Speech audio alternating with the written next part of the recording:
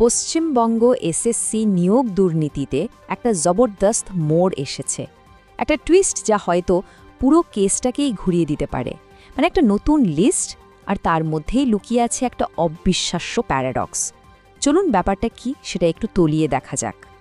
আচ্ছা, একবার ভেবে দেখুন তো, কি হয় যখন যারা ন্যায় বিচারের জন্য লড়ছে তারাই সন্দেহের ঘেরায় চলে আসে? মানে অভিযোগকারী আর অভিযুক্তর মধ্যেকার লাইনটাই যখন ঝাপসা হয়ে যায়। ঠিক এই জটিল প্রশ্নটাই এখন পশ্চিমবঙ্গ স্কুল নিয়োগ দুর্নীতির একেবারে মূলে চলে এসেছে। তো এই সব কিছুর মূলে রয়েছে জাস্ট একটা list. West Bengal School Service Commission মানে এসএসসি রিসেন্টলি একটা ওয়েটিং লিস্ট পাবলিশ করেছে। এখন দেখে তো মনে হতে পারে আরে এটা তো একটা সাধারণ ব্যাপার, একটা অ্যাডমিনিস্ট্রেটিভ স্টেপ। কিন্তু না, এই একটা লিস্টই এখন পুরো দুর্নীতি মামলাটাকে একটা যাকে বলে বিস্ফোরক মোড় দিয়েছে, আর হাজার হাজার মানুষের মধ্যে তৈরি হয়েছে তীব্র ক্ষোভ। এই লিস্টের একেবারে সেন্ট্রে রয়েছে একটা শব্দ, দাগি বা টেন্টেড। আচ্ছা, দাগি বলতে ঠিক কাদের বোঝানো হচ্ছে? দেখুন, এরা হলেন সেই সব ক্যান্ডিডেট যাদের ওএমআর শিট মানে উত্তরপত্রে কিছু না কিছু গরমিল বা অসঙ্গতি খুঁজে পাওয়া গেছে।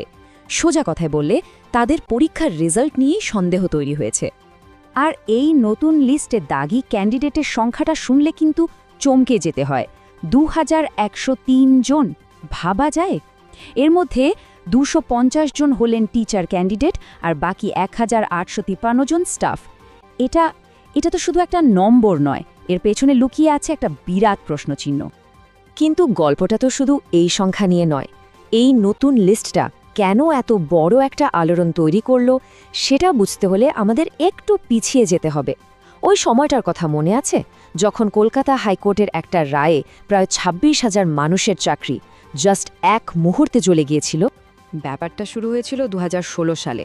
এসএসসি তখন শিক্ষক আর স্টাফ নিয়োগের জন্য একটা বিশাল প্যানেল বানায়। কিন্তু কিছুদিন যেতে না যেতেই এই নিয়োগ নিয়ে অসম্ভব দুর্নীতির অভিযোগ উঠতে শুরু করে। তারপর তো বছরের পর বছর ধরে কেস চলল, আর ফাইনালি গত বছর এপ্রিলে হাইকোর্ট একটা ঐতিহাসিক রায় দিল, পুরো প্যানেলটাই বাতিল। আর তার ফল প্রায় 26,000 মানুষ রাতারাতি চাকরি হারালেন। আর ঠিক এখানেই গল্পটা একটা অবিশ্বাস্য মোড় নেয়। মানে ভাবা যায়, যারা এই দুর্নীতির বিরুদ্ধে লড়েছিলেন, যাদের কেসের জন্যই ওই 26,000 চাকরি বাতিল হলো, অভিযোগ হচ্ছে যে তাদেরই কয়েকজনের নাম এখন এই নতুন দাগিদের লিস্টে রয়েছে। শকিং, তাই না? পরিস্থিতিটা ঠিক কতটা অদ্ভুত একবার ভাবুন তো। একদিকে সেই মামলাকারীরা যারা নিজেদের দুর্নীতির শিকার বলে কোর্টে গিয়েছিলেন সুবিচারের জন্য, আর অন্যদিকে সেই তারাই এখন অভিযুক্ত। তাদের নিজেদেরই ওএমআর শিটে গড়মিলের অভিযোগ। মানে যারা ছিলেন ন্যায় বিচারের যোদ্ধা তারাই এখন সন্দেহের কাঠগড়ায়। এই অদ্ভুত পরিস্থিতির আইরনিটা সবচেয়ে ভালো ফুটে উঠেছে চাকরি হারানো এক গ্রুপ সি কর্মী অমিত মণ্ডলের কথায়। উনি বলছেন, যাদের মামলার ভিত্তিতে পুরো প্যানেল বাতিল হলো তারাই তো এখন দাগি হিসাবে চিহ্নিত। সত্যিই তো, এর চেয়ে বড় নৈতিক সংকট আর কি হতে পারে? তাহলে মূল প্যারাডক্সটা কি দাঁড়াও? খুব সোজা, অভিযোগকারীরাই এখন অভিযুক্ত।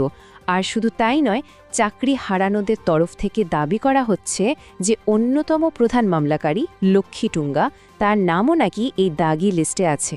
এখন ভাবুন, যদি এটা সত্যি হয়, তাহলে যে কেসের ওপর ভিত্তি করে 26,000 লোকের চাকরি গেল, সেই পুরো কেসটারই তো নৈতিক আর আইনি ভিত্তি নিয়েই প্রশ্ন উঠে যায়। এই নতুন তথ্যটা সামনে আসার পর পুরো ব্যাপারটা শুধু একটা দুর্নীতির মামলায় আটকে নেই। এখন প্রশ্ন উঠছে, এটা কি শুধুই দুর্নীতি, নাকি এর পেছনে কোনো গভীর ষড়যন্ত্র আছে? চাকরি হারানো শিক্ষকরা কিন্তু এবার আর চুপ করে নেই। তারা সরাসরি একটা পরিকল্পিত চক্রান্তের দিকে আঙুল তুলছেন। যেমন ধরুন, যোগ্য শিক্ষক শিক্ষিকা অধিকার মঞ্চের নেতা মেহবুব মণ্ডল। ওর মতে এটি শুরু থেকেই একটি পরিকল্পিত ষড়যন্ত্র। রাজনৈতিক উদ্দেশ্য নিয়েই নির্দোষ ও যোগ্য শিক্ষক শিক্ষিকাদের প্যানেল বাতিল করানো হয়েছিল। বেশ বড়সড় অভিযোগ, তাই না? এই অনিয়মের স্কেলটা একবার দেখুন। আগে থেকে দাগি হিসেবে চিহ্নিত ছিলেন প্রায় 1,806 জন শিক্ষক আর 3,512 জন স্টাফ। আর এখন এই নতুন ওয়েটিং লিস্ট থেকে তাতে যোগ হলো আরও 250 জন শিক্ষক আর 1,853 জন স্টাফ। মানে সব মিলিয়ে সংখ্যাটা কিন্তু বিশাল আর খুবই উদ্বেগজনক। এর ফল যা হওয়ার ঠিক তাই হয়েছে। যারা চাকরি হারিয়েছেন সেই যোগ্য শিক্ষকরা এখন ক্ষোভে ফুঁসছেন। তাদের কাছে এটা একটা রাজনৈতিক ষড়যন্ত্র ছাড়া আর কিছুই না। অভিযোগের তীর কিন্তু এখন শুধু সরকারের দিকে নয়, কিছু রাজনৈতিকভাবে প্রভাবিত আইনজীবীদের দিকেও যাচ্ছে। ফলে যে আইনি প্রক্রিয়ার ওপর মানুষ ভরসা করেছিল সেই পুরো সিস্টেমটাই এখন গভীর সন্দেহের মধ্যে। তাহলে শেষ প্রশ্নটা এটাই দাঁড়াচ্ছে, যখন ন্যায় বিচার চাওয়া মানুষ আর অভিযুক্তের মধ্যেকার লাইনটাই আর থাকছে না, তখন ভরসাটা কার ওপর রাখা যায়? আসল সত্যিটা কোথায়? হয়তো এই জটিল ধাঁধার উত্তর সময়ই দেবে, কিন্তু ততদিন পর্যন্ত পশ্চিমবঙ্গের হাজার হাজার চাকরি প্রার্থীর ভবিষ্যৎ এক গভীর অনিশ্চয়তার মধ্যে ডুবে রইল।